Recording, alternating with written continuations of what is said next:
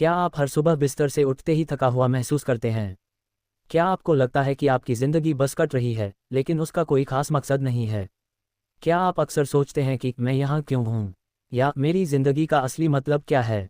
अगर इन सवालों का जवाब हाँ है, तो आप अकेले नहीं हैं। हम में से ज़्यादातर लोग अपनी भागदौड़ भरी ज़िंदगी में ये भूल जाते हैं कि असली खुशी और सैटिस्फैक्शन कहाँ मिलती है। लेकिन जापान में एक द्वीप है, ओकिनावा, जहाँ दुनिया में सबसे ज़्यादा 100 साल से ऊपर जीने वाले लोग सेंटिनेरियंस रहते हैं। और वो सिर्फ जिंदा नहीं हैं, वो खुश हैं, एक्टिव हैं और हर सुबह एक नई ऊर्जा के साथ उठते हैं। उनका राज क्या है? उनका राज एक छोटे से जापानी शब्द में छिपा है, इकिगाई। नमस्कार दोस्तों, बुक समरी वाईटी में आपका स्वागत है। आज हम हेक्टर गार्सिया और फ्रांसिस्क मिरालेस द्वारा लिखी गई इंटरनेशनल बेस्टसेलर किताब Ikigai, the Japanese secret to a long and happy life की गहराई में उतरेंगे। ये किताब हमें सिखाती है कि हम सब अपना इकिगाई कैसे ढूंढ सकते हैं, यानी हमारे होने का कारण, और एक लंबा, स्वस्थ और उद्देश्यपूर्ण जीवन जी सकते हैं। सबसे पहले ये समझते हैं कि इकिगाई आखिर है क्या। इकिगाई का मतलब है होने का कारण, ए रीजन फॉर बीइंग। ये वो मीठा स्थान, स्वीट स्पॉट है जहां आपकी जिंदगी के 4 जरूरी हिस्से एक दूसरे से मिलते हैं। आप किससे प्यार करते हैं? व्हाट यू लव, यानी आपका पैशन या जुनून, वो काम जिसे करते हुए आप समय भूल जाते हैं। आप किस काम में अच्छे हैं? What you are good at, यानी आपका हुनर, स्किल या वोकेशन। दुनिया को किसकी ज़रूरत है? व्हाट द वर्ल्ड नीड्स, यानी आपका मिशन। आपको किसके लिए पैसे मिल सकते हैं? What you can be paid for, यानी आपका प्रोफेशन या पेशा। जब आपका पैशन और आपका हुनर मिलता है तो आप संतुष्ट महसूस करते हैं, लेकिन शायद दुनिया को उसकी ज़रूरत न हो। जब दुनिया को जिसकी ज़रूरत है उसके लिए आपको पैसे मिलते हैं तो आप आरामदायक महसूस करते हैं, लेकिन शायद आप अंदर से खाली हों। लेकिन जब ये चारों चीज़ें, पैशन, मिशन, प्रोफेशन और वोकेशन, एक साथ मिलती हैं, तब आप अपना इकिगाई पाते हैं। ये वो काम है जिसे आप प्यार करते हैं, आप उसमें अच्छे भी हैं, दुनिया को उसकी ज़रूरत भी है, और आपको उसके लिए पैसे भी मिल सकते हैं। यही असली खुशी और लंबे जीवन का आधार है। लेखकों ने ओकिनावा के ब्लू जोन, जहां लोग सबसे लंबा जीते हैं, जाकर वहां के लोगों से बात की और उनकी लंबी उम्र के रहस्यों को 10 नियमों में बांटा। आइए इकिगाई पाने के इन 10 सुनहरे नियमों को एक एक करके समझते हैं। नियम 1, हमेशा एक्टिव रहें, रिटायर न हो, stay active, don't retire. Japan में रिटायरमेंट जैसा कोई शब्द ही नहीं है। ओकिनावा के लोग मरते दम तक वो काम करते रहते हैं जिससे उन्हें प्यार है। इसका मतलब यह नहीं कि आप 80 साल की उम्र में भी ऑफिस जाएं। इसका मतलब है अपने शरीर और दिमाग को हमेशा किसी न किसी ज़रूरी काम में व्यस्त रखना। बागवानी करना, अपने पोते पोतियों को कुछ सिखाना, या कोई नया हुनर सीखना। जब आप जिंदगी को एक मकसद देते हैं तो शरीर भी आपका साथ देता है। नियम 2, टेक इट स्लो। आज की दुनिया हमें जल्दी करो सिखाती है। इकिगाई का सिद्धांत इसके ठीक उल्टा है। जल्दबाजी तनाव पैदा करती है और तनाव आपकी उम्र कम करता है। ओकिनावा के लोग स्लो लिविंग में विश्वास रखते हैं। वो हर काम को ध्यान से, आराम से और पूरे मन से करते हैं। जब आप अपनी ज़िंदगी की रफ्तार धीमी करते हैं तो आप पलों को ज़्यादा एंजॉय कर पाते हैं। नियम 3, हारा हाचिबो का पालन करें। यह शायद सबसे ज़रूरी नियमों में से एक है। हारा हाचिबो का मतलब है अपना पेट सिर्फ 80% ही भरें। यानी जब आपको लगे कि आपका पेट लगभग भर गया है, बस थोड़ा और खा सकते हैं, तभी खाना बंद कर दें। ठूस ठूस कर खाने से आपका पाचन तंत्र, डाइजेस्टिव सिस्टम ओवरलोड होता है। शरीर को खाना पचाने में ज़्यादा ऊर्जा लगती है, जिससे कोशिकाएं यानी सेल्स जल्दी बूढ़ी होती हैं। कम खाना लंबी उम्र का राज है।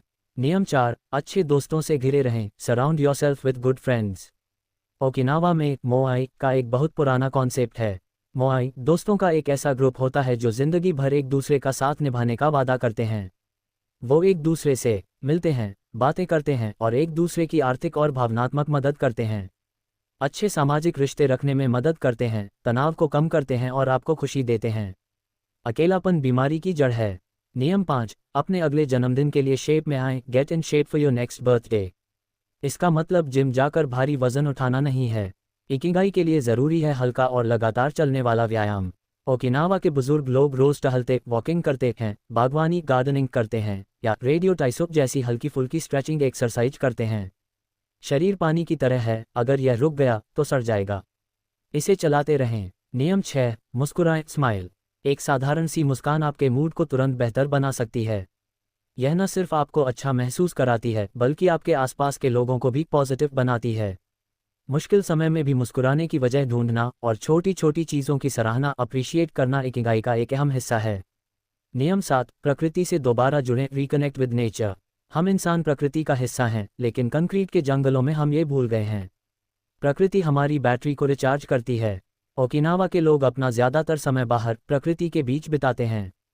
हर हफ्ते कुछ समय पार्क में, पहाड़ों पर या बस अपने घर के पौधों के बीच बिताएं। यह आपके मानसिक तनाव को कम करेगा। नियम 8, धन्यवाद दें, गिव थैंक्स। आपके पास जो कुछ भी है उसके लिए आभारी होना सीखें। रोज सुबह उठकर या रात को सोने से पहले उन 3 चीज़ों के बारे में सोचें जिनके लिए आप शुक्रगुजार हैं। यह आपके फोकस को कमी से हटाकर पूर्णता पर ले आता है, जो खुशी के लिए बहुत ज़रूरी है। नियम 9, वर्तमान में जिएं, लिव इन द मोमेंट। हमारा दिमाग या तो बीते हुए कल के पछतावे में रहता है या आने वाले कल की चिंता में। इकिगाई अभी इस पल में जीने पर जोर देती है। जापान में एक और कॉन्सेप्ट है एचिगो एची, जिसका मतलब है ये पल दोबारा कभी नहीं आएगा, इसलिए जो भी कर रहे हैं उसे पूरे ध्यान से करें। नियम 10, अपनी इकिगाई को फॉलो करें, फॉलो योर इकिगाई। और अंत में अपनी इकिगाई को खोजें और उसे जिएं। हम सब के अंदर एक जुनून, एक हुनर छिपा है, उसे ढूंढ निकालें। अगर आपको अभी तक अपना इकिगाई नहीं मिला है तो उसे खोजना ही आपका पहला इकिगाई होना चाहिए।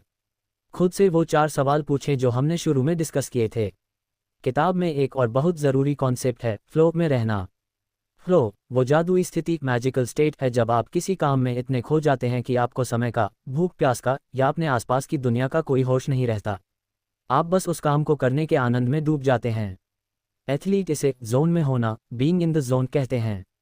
लेखक कहते हैं कि जब आप अपनी इकिगाई पर काम करते हैं, यानी वो काम जिसे आप प्यार करते हैं और जिसमें आप अच्छे हैं, तो आप फ्लो को सबसे ज़्यादा अनुभव करते हैं। फ्लो में जाने के लिए ऐसा काम चुनें जो न तो बहुत आसान हो क्योंकि आप बोर हो जाएंगे और न ही बहुत मुश्किल हो क्योंकि आप घबरा जाएंगे। यह आपकी काबिलियत और चुनौती के बीच का सही संतुलन होना चाहिए। यही फ्लो आपको गहरी संतुष्टि देता है। तो दोस्तों, इकिगाई हमें यही सिखाती है कि एक लंबा और खुशहाल जीवन जीने के लिए किसी बड़े चमत्कार की नहीं, बल्कि अपनी रोज़मर्रा की आदतों में छोटे छोटे सही बदलाव करने की ज़रूरत है। जिंदगी का मकसद सिर्फ पैसा कमाना या रिटायर होना नहीं है। मकसद है हर दिन एक उद्देश्य के साथ जीना। अपनी रफ्तार धीमी करें, 80% खाएं, अच्छे दोस्त बनाएं, प्रकृति से जुड़ें और सबसे ज़रूरी वो काम करें जो आपकी आत्मा को खुशी देता है। अपना इकिगाई खोजें। उम्मीद है आपको इकिगाई किताब की यह समरी पसंद आई होगी। आपका इकिगाई क्या है, या आप उसे ढूंढने के लिए क्या कर रहे हैं? हमें नीचे कमेंट्स में ज़रूर बताएं। अगर आपको यह वीडियो अच्छा लगा तो कृपया इसे लाइक करें और अपने दोस्तों और परिवार के साथ शेयर करें जिन्हें इसकी ज़रूरत हो सकती है। और ऐसे ही जीवन बदलने वाली किताबों की समरी के लिए हमारे चैनल बुक समरी वाईटी को सब्सक्राइब करना न भूलें। मिलते हैं अगली किताब में। धन्यवाद।